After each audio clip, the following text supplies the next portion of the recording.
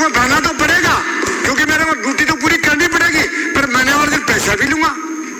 ये मैं वो बात कह रहा हूं जो ईमानदार से कह रहा हूं कि देखिए आपका इंस्पेक्टर बेईमान है और वो जाके खाद्य पदार्थ मिलावट करने वाले को यह सलाह देता है कि पैसा तो लूंगा पर तू वो तो खाद्य पदार्थ देते हैं जिससे मिलावट नहीं है। आपको इसमें सुधार करना पड़ेगा। आज तक मेरी 44 साल की राजनीतिक में मैंने कभी नहीं सुना कि खाद्य पदार्थ मिलावट करने वाले को सजा हुई है। मैं कहता हूं आपने हमारे विश्व नेताजी कह रहे थे कि हमने पेपर लीक के ऊपर कानून बनाया कि उसकी 20 साल की सजा और 1 करोड़ रुपये का जुर्माना, 10 करोड़ की सजा। आप देखिए जब आप पेपर लीक का जब सिलसिला आया, माननीय सभापति जी, हर आदमी की बहुत बड़ी दुखद है, वो भी जीवन की खिलवाड़ी तो है। ये जीवन की खिलवाड़ है, जीवन की मृत्यु है, उसके ऊपर आपने कुछ नहीं सोचा। आपको कहना चाहिए सरकार को हिम्मत करके कि जो मिलावट करने वाला पकड़ा जाएगा उसको सजाए मौत होगी, तब देश का भला हो सकता है। किसी की हिम्मत नहीं है, केवल 5 साल हिम्मत करके बातें करते और करके चले जाते। अगर हिम्मत से काम नहीं करोगे तब तक अभी शिखा जी कह रही थी कि पहला सुख निरोगी गया, ये बात सही कह रही थी, पर इसमें 5 चीजें और भी है। पहली सुख निरोगी गया, दूसरा हो सत्वंती नार, तीसरा हो पुत्र प्यारा, चौथी हो घर में माया, 5वां हो राज में पासा, 6वां हो सुखम पड़ोसी और 8वां हो घर के पास पानी। पानी आपका खत्म हो गया, सुखम पड़ोसी वैसे खत्म हो गए। औरतें जो है उनके सुख आप जानते हो, कोई कैसा चल रहा आजकल देश के अंदर, सुबह शादी की शाम को डाइवर्सन हो गया, ये सारा सिस्टम खत्म होता जा रहा है। और कोई भी सदन में आगे बात नहीं सोचता कि सिस्टम खत्म क्यों होता जा रहा है। खत्म इसलिए होता जा रहा है कि कोई भी आदमी पद पर आता है, चाहे मंत्री बने, चाहे एमएलए बने, चाहे सरपंच बने, चाहे प्रधान बने, चाहे IAS बने, सारे के सारे लोगों की भावना हो जाती है कि मैं गांव का सबसे बड़ा व्यक्ति कैसे बढ़ सकता हूँ। और वो बड़ा आदमी मानवता से बढ़ सकता है, वो आदमी कर्म करके बढ़ सकता है, वो अच्छे कर्मों से बढ़ सकता है, लेकिन वो कभी चोरी करके बड़ा नहीं बढ़ सकता। आज डॉक्टर बनता है, डॉक्टर के पास 1000 की फीस है और डॉक्टर ने अलग अलग बना रखे है, इतने मरीजों से मेरा घर चलाऊंगा, इतने मरीजों से मेरी गाड़ी चलेगी, इतने मरीजों से मेरा बेटा पढ़ेगा, इतने मरीजों से मेरी अलग से कोठी बनेगी। इस तरह देश का भला नहीं हो सकता। इसका भला तब हो सकता है डॉक्टर पे अंकुश लगे, हॉस्पिटल बैठता है, आने वाले मरीजों क्या कहता है, शाम को मेरा मकान नंबर 234 और कौन सी गली है वो शासन के पीछे, उस गली में आ जाना। तू क्यों नहीं देख रहा यार, तेरे को पैसा नहीं मिलता क्या, और तेरी सब इच्छा ही नहीं है तो नौकरी छोड़ देना। बहुत सारे लोग खाली घूम रहे। आप देखिए जो लोग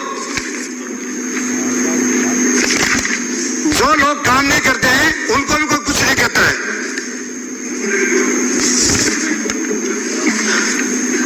लोग लूट जाते हैं एक घर बनाने में, तुम तरस नहीं खाते बस्ती जलाने में।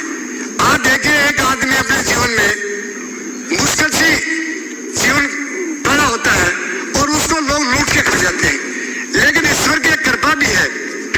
कृपा इसकी यह है, बख्श देता खुदा उनको, बख्श देता खुदा उनको जिनकी किस्मत खराब होती है। वो हरगिज नहीं बख्शे जाते जिनकी नीयत खराब होती है। जिनकी नीयत खराब होती है वो कभी नहीं बख्शे जाते। मैं आज भी कहता हूं, चाहे राजनीतिक हो और चाहे कोई बड़े से बड़ा अफसर बने, अगर हिंदुस्तान की जनता के साथ भ्रष्टाचारी करता है, धोखाधड़ी करता है, कर्तव्य के प्रति पालना नहीं करता है और कर्तव्य के प्रति जागरूक नहीं होता है, वो देश का सबसे बड़ा देशद्रोही होता है। आप देखिए जो आदमी पैसे वाला बहुत बड़े हो सकते हैं, लेकिन उनकी इंसानियत बड़ी हो नहीं सकती। इसलिए आप तो डॉक्टरों को एक बात कहना चाहता हूं मैं,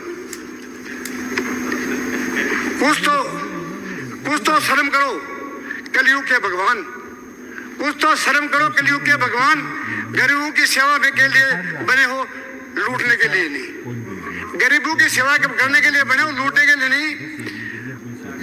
जरा उस भगवान को जिसे तुम्हें इस काबिल बनाया है, मृत्यु सबको आनी है एक दिन, क्या निर्धन क्या बलवान। तो डॉक्टर को देखना चाहिए, पर डॉक्टर को तो मैं कह रहा हूं, पर सबसे बड़े हिम्मत अपन है ना, जो उन पे कंट्रोल नहीं कर सकते, नियंत्रण नहीं कर सकते। जिस सरकार का नियंत्रण नहीं होता है, वो सरकार चलाने में अपने आप में असमर्थ होते हैं। सरकार वही चलाना चाहिए जिसमें नियंत्रण करने की शक्ति होती है और काम करने का मादा होता है। जिसमें मादा नहीं होता है, वो चाहे बड़ा से बड़ा मंत्री बने, चाहे संतरी बने, चाहे अफसर बने। कुछ अफसरों को मैंने देखा है, टेलीफोन करते हैं, कहते हैं यार तहसीलदार को, कलेक्टर टेलीफोन करता है, यार वो काम कर देना। किस बात का यार? I want to work today, no argue no commitment. तब तो काम करता है। तहसीलदार को यार कह के कलेक्टर टेलीफोन करता है, मंत्री अपने डॉक्टर को टेलीफोन करता है, डॉक्टर साहब देख लेना। क्या देख लेना? आप डॉक्टर को जब नियुक्ति करते हो, सीमितों लगाते हो, कोई इसका क्राइटेरिया नहीं देखते हो।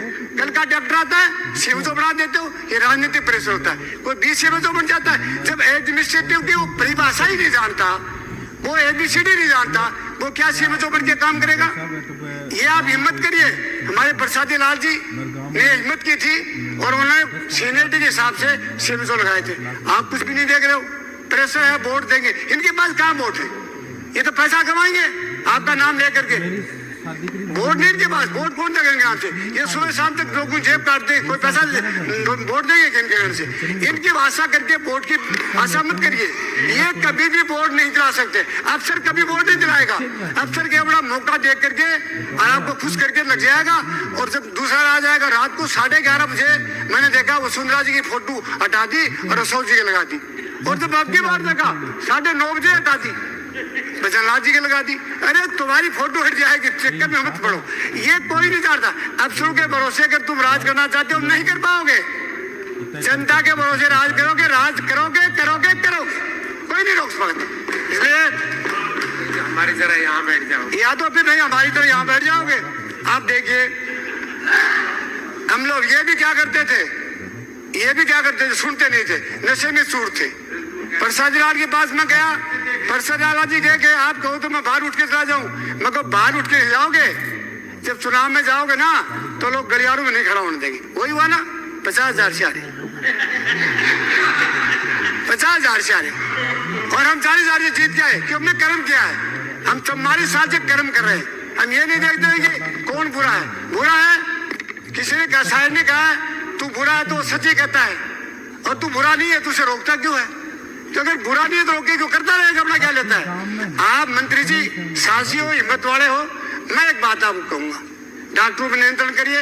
हॉस्पिटलों में जाके देखिए आप, हॉस्पिटलों में बाहर, हॉस्पिटल के बाहर डस्टबिन तो है ही नहीं, खून की भरी पट्टियां और गंदी चीजें पड़ी हुई नहीं। मैंने एक डॉक्टर को कहा कि तू कम से कम एक स्वीपर को बुला के उठा तो सकते हो। बोलो 3 दिन से मैं था नहीं। तू नहीं था तो कोई और था ना, कोई तो था ही, पर किसी की हिम्मत नहीं है, वो बोल के किसी को कह नहीं सकते। इसलिए कम से कम जहां स्वच्छता का मामला है और वहां गंदगी रहती है तो फिर किस बात का इलाज करते हो? इसलिए आपको ये बात ध्यान में रखनी पड़ेगी कि जो व्यक्ति काम नहीं करता है वो केवल अपना दर्शन शो करता है, काम नहीं करता है। मेडिकल की कॉलेज बढ़ाई, कॉलेज हर जिले में बन गई, फिर भी आज भी गरीब के बेटे का, जो बेटा कमजोर रह जाता है, अच्छी तरह ट्यूशन नहीं कर पाता है, अच्छी तरह उनको ट्रेनिंग नहीं मिलती है, तो उसको 80 लाख रुपया, 90 लाख करोड़ तक उसको डोनेशन देना पड़ता है। सरकार को कम से कम एक नियत बनानी चाहिए। जैसे महाराष्ट्र स्टेट पे, महाराष्ट्र में कॉलेज खोलते थे तो 15 और 20 सीटें अपने अनुदान के रखते थे, जिसमें 4.5 लाख 5 लाख रुपया एक बच्चे से 1 साल के लेते थे, और वो कॉलेज भी डेवलपमेंट हो जाती थी और बच्चा भी कम पैसे में पढ़ लेता था।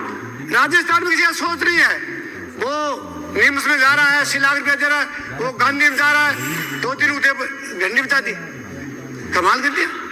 इतनी अच्छी बातें चल रही है, इतनी अच्छी बात चल रही है, आप सुनने में इच्छुक नहीं हो तो भर दिया सभापति। आप इतने बहादुर हिम्मत वाले आदमी हो, 3 बार लगातार जीत के आए हो, तो आपको कर्मों से जीत के आदमी सुनने का आदि तो रहो, घंटी बजा दी।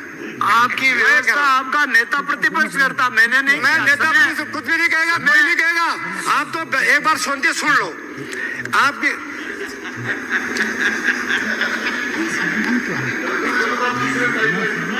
आप देखिए, जो कॉलेजों में आप इस तरह की सीट कर देंगे तो अपने गरीब का बेटा चला भी जाएगा, कॉलेज में एडमिशन ले लेगा और आपकी कॉलेज में डेवलपमेंट भी हो जाएगी। लेकिन आपके सरकार के पास पैसा नहीं है, आप ये कहोगे ये नहीं है, वो नहीं, फैकल्टी नहीं खोल सकते। अगर ये काम करोगे तो आपको सबसे बड़ा होगा। अभी एक थोड़ी देर पहले कह रहे थे मैंने कोरोना में वैक्सीन लगाई, वो वैक्सीन तो हार्ट अटैक करवा रही ना, उसके पैसे ले लिए। ये पैसे से दाबते ही नहीं, क्या चक्कर है। और हर आदमी सुनते हार्ट अटैक, क्या कहते शांत हार्ट अटैक हो गया। इन्होंने शांत से पैसा लिया, शांति का इंजेक्शन लगाया और शांति से ही हार्ट अटैक हो जाता है। तीनों काम शांति से किया। झुंझुनू जिले में जब बजट आया तो माननीय मंत्री जी एक भी नाम नहीं लिया। झुंझुनू जिले का बहादुर का जिला है, सेठू का जिला है, एजुकेशन का जिला है, और उसमें एक भी नाम नहीं लिया।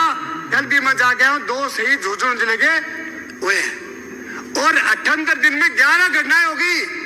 सरकार का कोई ध्यान नहीं है। अभी कह रहे थे बिरला जी ने सिलेंडर भेजा, हमारी सरकार ने सिलेंडर दूसरे स्टेटों को भी दिया है। और इतनी गैस के खोले थे, उपकरण लगाए थे कि आज वो बंद पड़े। आप ये मत कहो किया को, आप ये थोड़ी देर पहले कह रहे थे अशोक जी ने 25 लाख रुपया जीवन बीमा करवाई, वो करवाई, ये भी गलत था। आवश्यकता से अधिक वस्तु देना भी जीवन का पाप है। मैं आपको बता रहा हूँ, मैं एक हॉस्पिटल में गया था, डॉक्टर ने मुझे सौंप दीजिए। क्या कहा, कल एक आदमी आया था राजगढ़ से, मुझे कहा 1 लाख का बिल बना दो, 50 आपके 50 मेरे। जिस देश में भ्रष्टाचार, जिस देश में पाप फैलने लग जाता है, वो देश कहाँ से जिएगा। एक व्यक्ति बीमार नहीं है, फिर भी कह रहा है जरूरत है पैसे की। डॉक्टर साहब मेरे को टेलीफोन किया, राजगढ़ का हॉस्पिटल था। मैं क्या बोलो डॉक्टर साहब क्या कह रहे हो, वो अंकल जी कहता है, अंकल जी ऐसे। मैं कहा वो कहीं मर्डर कराएगा, राजगढ़ में मर्डर डेली होते हैं, तेरा नाम लगेगा कि तेरे को एडमिट दिखाना पड़ेगा। बोले ये भी होता है कि मैं यही होगा। तो जिस देश में ये मांगे होंगे, कहा कौन इलाज कराएगा, कौन इलाज करेगा, कौन सरकार चलाएगा, कैसे सरकार चलेगी। बदल दो आप इस प्रक्रिया को। ये सारा का सिस्टम है ना, ये नियुक्तियों में आधारित करता है। नियुक्तियों के अंदर कितनी डेली वेजेस के आदमी को नौकरी पर नहीं दिया, कितनी सीटें खाली पड़ी। और डॉक्टरों की बात तो ये, डॉक्टर आधा लोग तो ये सोचते रहे कि कब दिन छिपे, कब मैं घर जाऊं, कितने पेशेंट मेरे। 500 पेशेंट एक डॉक्टर के घर में बैठे रहते हैं। इससे बड़ी शर्म की बात क्या होगी देश के अंदर। डॉक्टर अपने घर में बुला के इलाज करता, हॉस्पिटल खाली पड़े हैं। इसलिए मैं लास्ट में आपको एक बात कहूंगा,